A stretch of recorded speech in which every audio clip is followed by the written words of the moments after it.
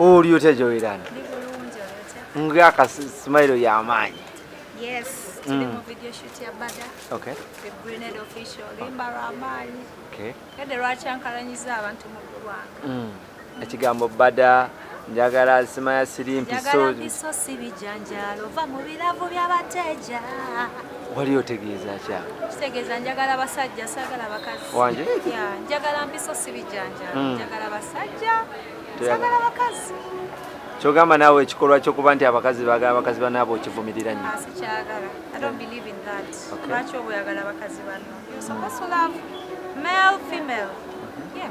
Ensonga lwaki wakubya akayimba kano Grenade? Yeah. Grenade amanyikiddwa ng'omusajja asinga okwagala abakyala mu ggwanga Uganda. Bwe mwakoze akayimba mu studio yakuyisizza atya? Oba bagamba alina special care? Yeah, of course he has special care. Grenade is good. He's cute. I won't lie. Gotcha. Grenade looks good. He's a vibe. Yeah, from studio, like he had a very big vibe, and he's very supportive. Omani sometimes okola bono mutu natajifaako natajipostinga, but Grenade is always there. Babera postinga naye omulaba he's engaging. Yeah. Twakulabira akolako oluyimba kolabo ne Daddy Andre ozo okola nyimba ez'enjawulo. Kati okoze ne Grenade official. Grenade official kyanjawulo kikyalina okusinziira ku basajja b'okoze nabo. Because Grenade almost touring our age mates, twetegeera, and he's very supportive. Like omulabanga naye oluyimba alupostinga, he's engaging in the thing. Yeah, that is the beauty with him. Thank you so much, Grenade. Thank you for supporting young talents. Now oli muto but kusingaako kati. Naye wanaye ng'oyogeza kirabulaavu. Oba omusajja ominako crush? No, I just like his talent. I love his music. He's very talented. Very much Grenade is talented. Wava mu show event n'ogende wa Roger. Embeera ekuyisa etya ewa Roger? Roger is also very good. Twetegeera. One of the best managers I've ever had. Really.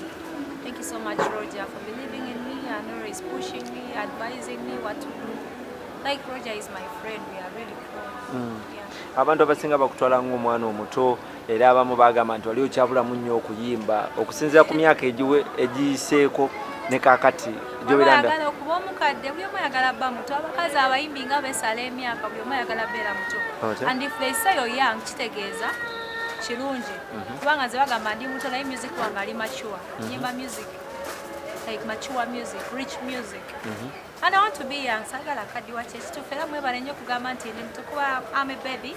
I just made 19 years this year. Maybe Jowy. Challenges sizo kyasinze okusanga mu mulimu guno nga gwe omwana ow'obuwala.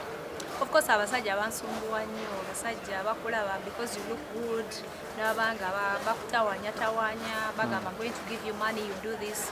But me as Jowy Landa, I'm very focused. Focusinze nnyo ku music, njagala nnyo omulimu gwange, saagala nnyo bantu bambuzaabuza. Yeah. Management z'obaddemu zonna kiki ekyali kiziraakingamu okuba nti kizifuula Jowy Landa omuyimbi omujjuvu kati ng'essaawa connection between the manager and the artist naye era mbeebaza because banyamba because music lugendo era buli manager gwe nali nkozeeko naye I really appreciate. Thank you so much because Sunday badde wano nga simmwe. Yeah, there are very many like 3. Thank you so much. Sijja kugera mannya gammwe naye mwebale. Abasajja basinga kusumbuwako ki? Kosa abasajja bakwana mukwano. We are artists ate tuli baana but I'm not good bro. Obasimbya line bw'otyo Jowy Landa? Sibasimbya line but they over text and call me. Simanyi bajja namba yange naye bambi mukwano saagala mukwano. I'm focused on my music and please support me financially.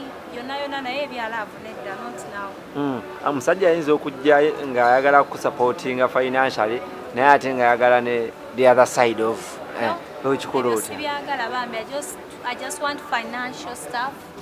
Tuwere ba mikwano saagala bintu bya bufumbo kati sibisobola bambi. Abantu abali bakumalamu amaanyi oyinza bba wabo bakati kubanga kati tulaba musical otandise okugrowinga.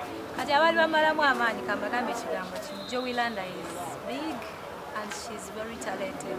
Agenda beewuunyisa ebintu bingi omanyi muzaala wa nnyo but I promise you and I assure you I'm gonna give you just quality music. Very soon I'm gonna have a concert. Wanje? Wait. Ogenda kola album, ogenda kola concert. Byonna ngenda bikola kwa music tulina mungi akola zi album. naye kyengamba bannayuganda bambi bambi temuzaala waawe. We have good music, support us, like make us big. Yeah, because ffe bammwe bambi. Watuuse okuba nti nookola concert Jowy Landa? Ngambye very soon. Yes. Kubanga music gwenfulumya naawe omulaba. Music is good. Olwaba ngambye nti I'm growing. Yes, you're growing. Olwaba waliwo enjawulo. Meaning very, very soon I'm gonna be good. Okay. Very, very good.